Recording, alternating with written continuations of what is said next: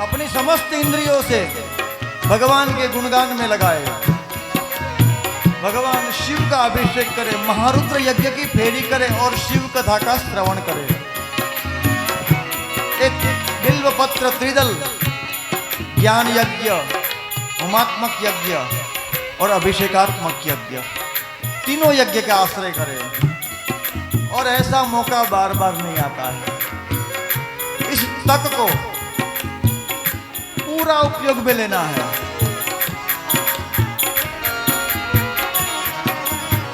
आषाढ़ में मयूर बोलता है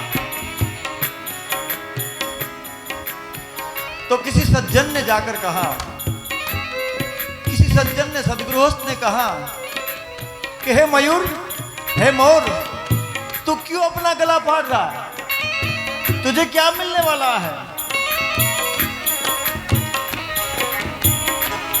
तो मयूर ने कहा कि आज आषाढ़ आया, आज रिमझिम बारिश आई, आज गुरु पूर्णिमा का मौसम आया, अभी सावन आएगा, आज ऐसा अवसर, बढ़िया अवसर, सुअवसर,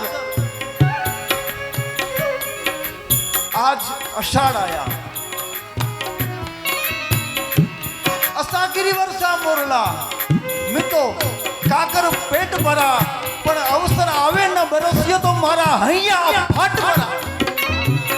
हमें अवसर मिले और हम बरसे नहीं। आज समय मिल गया, सब छोड़ दीजिए 5 दिन के लिए। आज का दिन तो पूरा हो गया, 5:30 बज गए, 4 दिन बचे। समय पे नहीं कर देंगे तो कब कर देंगे? फिर बाद में बोलेंगे हम तो बस स्टैंड पे थोड़ी जाके कथा सुनेंगे। आज का समय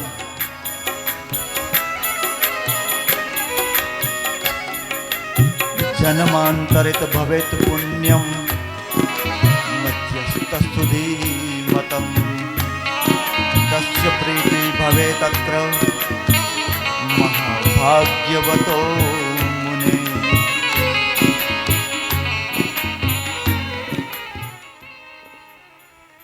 विद्यते न मनः शुद्धये कलिजानां विशेषतः।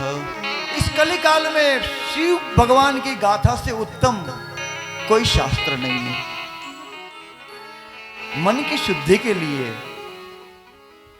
शिव कथा का आश्रय अनिवार्य है। यदि आपका मन आपको दुख देता है, अजब बेटारी है भगवान ने रखी है।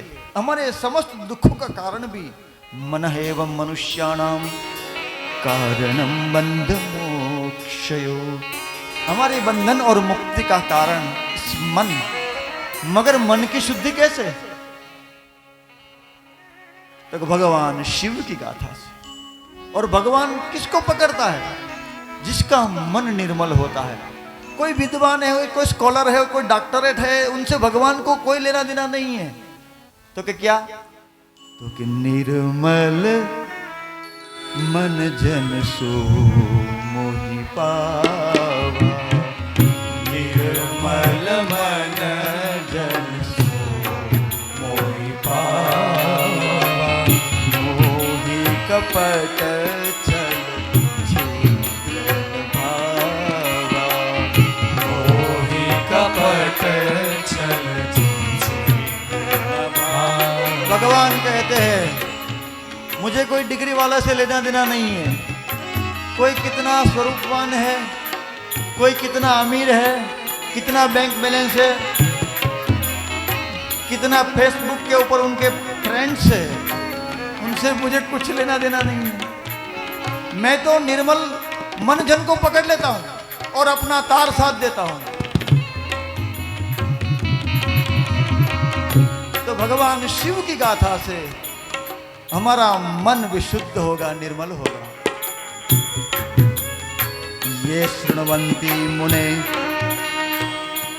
पुराणं शास्त्र उत्तमं, ते मनुष्यान् मन्तव्या रुद्रा एवं न संशय।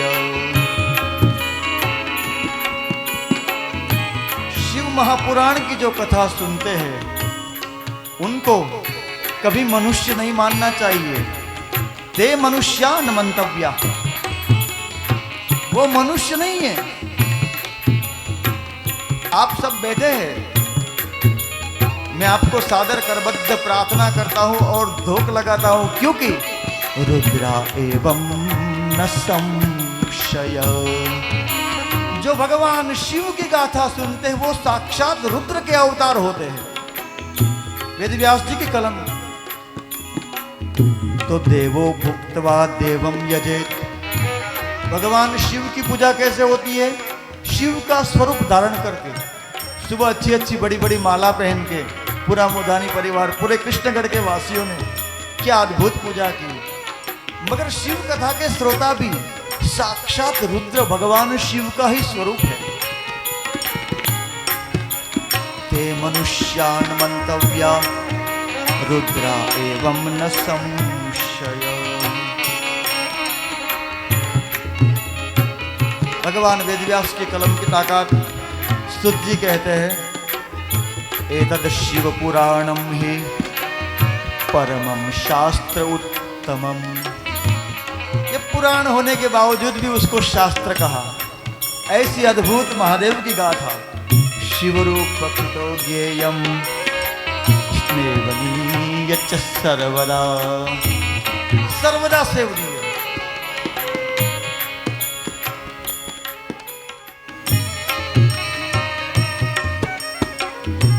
अद्य शिवपद प्राप्तिं लभते सर्वसाधनम।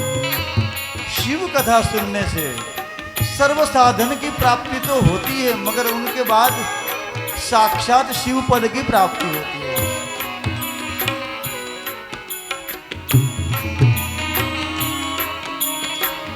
शौनक जी ने और प्रश्न कर दिया कि बाबा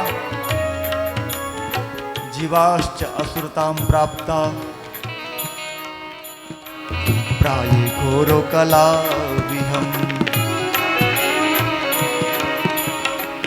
तस्य संशोधने किं हि विद्यते परमायनम्।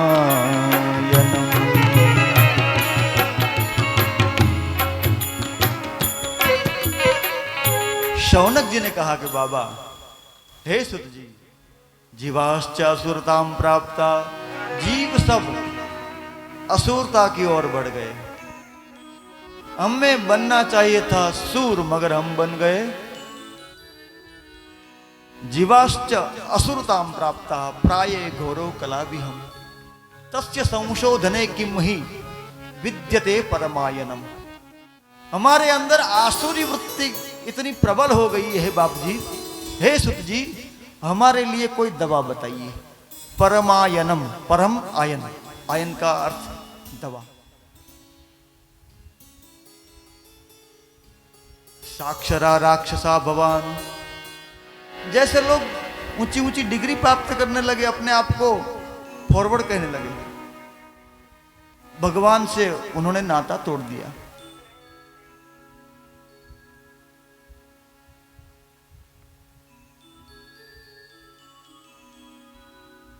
लोगों ने ऊंचा आसन प्राप्त कर कर नीच करतूती करना शुरू कर दिया। तब से समाज का अधपतन हुआ। बड़े भये तो क्या भया, जैसे पेड़ खजूर, पंछिन को छाया नहीं,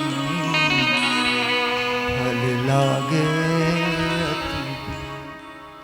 इतना बड़ा बन गया, उनके अपने कुटुंब वाले मिल नहीं सकते, अपने गांव वाले मिल नहीं सकते, अपने अगल बगल वाले मिल नहीं सकते। इतना बड़ा सांप हो गया।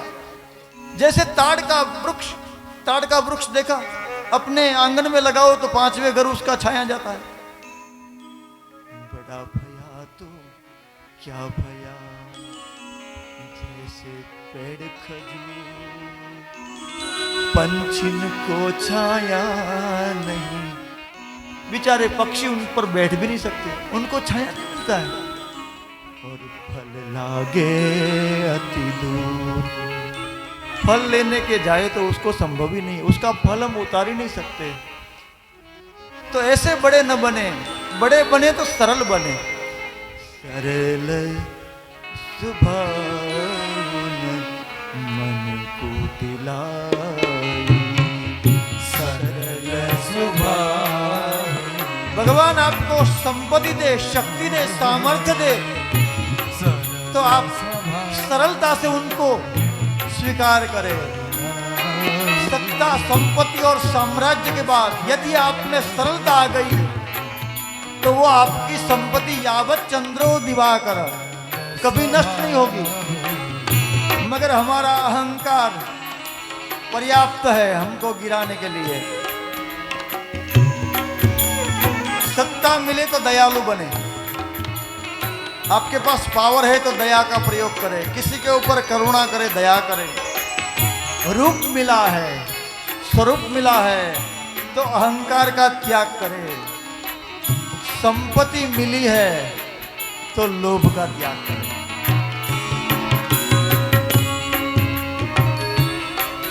क्योंकि ये सब भगवान की कृपा से ही प्राप्त होता है। हम मानते हैं कि हमारे डिग्री से हमको मिला है। अंगूठा छाप सेठ के यहाँ चार्टर अकाउंटेंट नौकरी करता है। कहाँ डिग्री का ही? डिग्री से कुछ नहीं मिलता जब तक मालिक की दया नहीं होती, भगवान की कृपा नहीं होती, तब तक इस संसार में किसी को कुछ भी नहीं मिलता।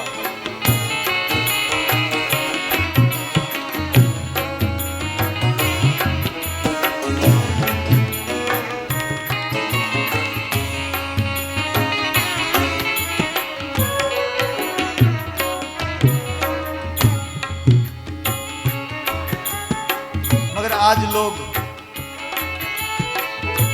अपने आप को जब सक्सेस होता है तो बोले कि मैंने बहुत मेहनत की थी, मेरा प्लानिंग अच्छा था और मैंने दिन रात मेहनत की थी तो मैं सक्सेस हो गया। जब विफल होता है, परास्त होता है, तब उन्होंने ऐसा कर दिया, उन लोगों ने ऐसा कर दिया।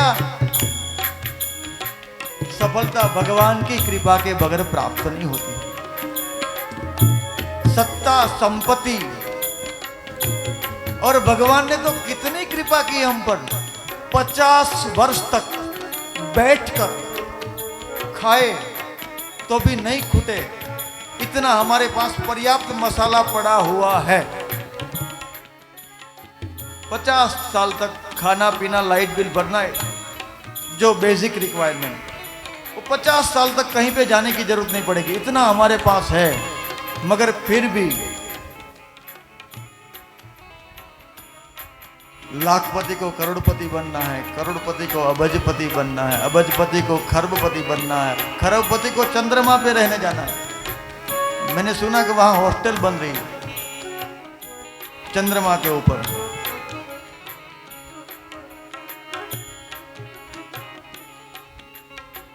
तो हे भगवान, आप हमारे जीवन में करुणा बनकर आए। सुत जी कहते हैं, हे शौनक जी सावधान हो जाइए। सर्व सिद्धांत निष्पन्नम भक्ति आदि विवर्धनम। सर्व सिद्धांत को उत्पन्न करने वाली, भक्ति आदि का वर्धन कराने वाली, शिव संतोषकरम दिव्यम। भगवान शिव को संतोष होता है। शिव संतोष करम दिव्यम शृण्वत्स रसायनम। हम कथा सुनते हैं तो भगवान शिव को संतोष होता है। ऐसी पावनी, लोक पावनी शिव गाथा सर्व सिद्धांत युक्त है, भक्ति आदि का विवर्धन करने वाला है।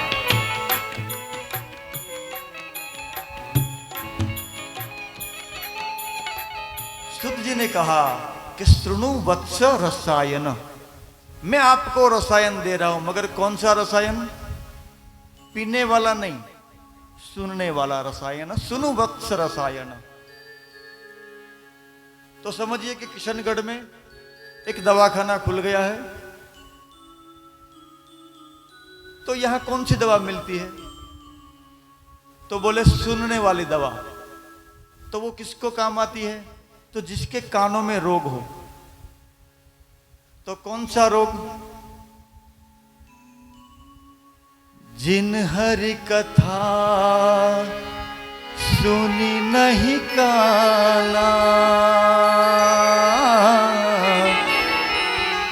श्रवण रंध्र अहि भवन समाना। जय भोलेनाथ बोलो जय भोलेनाथ, जय भोलेनाथ बोलो जय भोलेनाथ।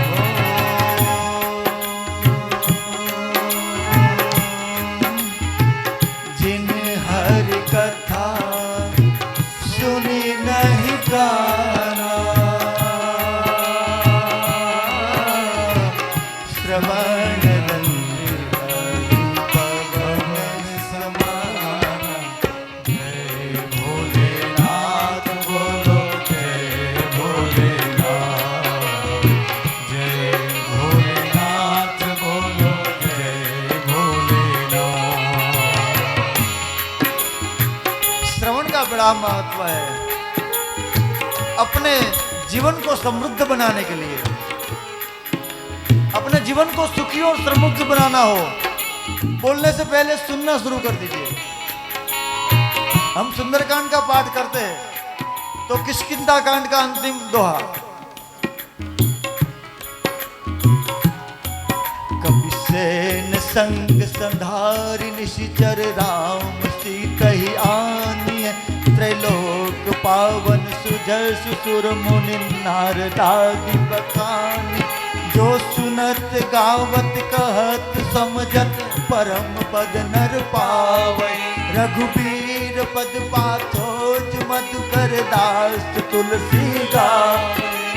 हो भेषज रघुनाथ जस सुनहि जे नर अरुणाई।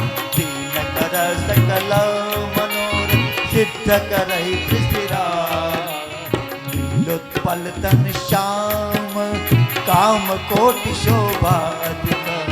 सुनिए तासु गुण ग्राम जासु नाम अग खगबदिका। मंगल भवन मंगल हारी नमो सुदशरथ अजिर। बालाजी को याद कीजिए। मंगल भवन मंगल हारी सुनिए तासु गुण ग्राम जासु नाम अग खगबदिका। हमारी अग राशि को, पाप को जला के भस्म करने वाला भगवान का नाम।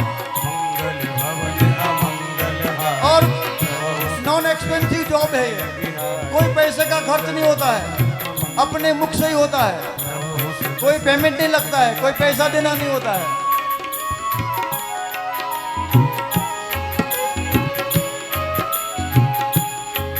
और बालाजी भगवान के पास क्या था? हनुमंत लाल जी महाराज 8 से दे 9 ने दे।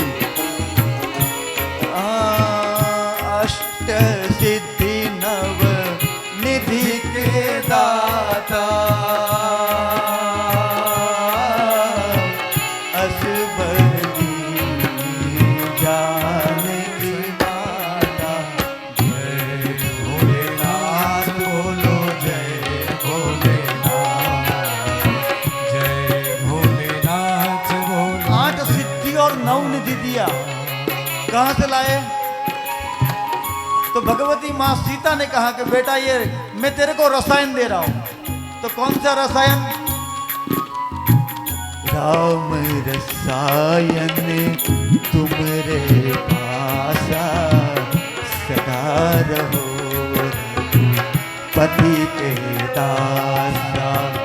राम रसायन तुम्हारे पासा। सदा रहो पति के दासा। नमः शिवाय नमः शिवाय नमः शिवाय नमः शिवाय नमः शिवाय नमः शिवाय नमः शिवाय नमः शिवाय। हमारे जीवन में रस का प्रवेश हो जाए। जब तक रस नहीं आएगा तब तक हमारा जीवन धारामय नहीं बनेगा। हमारे जीवन को एक धारा में ले जाना है तो चाहिए कि हमारे जीवन में रस आए। रस आएगा तो धारा बनेगी, और जब तक धारा नहीं बनेगी तब तक आप गा नहीं पाएंगे। और गोपिया ने क्या किया था? अपने जीवन पर्यंत गृहे गृहे गोपवधू कदम्बा सर्वे मिलित्वा समवाप्य योगा पुण्यानि नामानि पठन्ति नित्यं गोविंद दामोदर माधव। सिर्फ गाया था।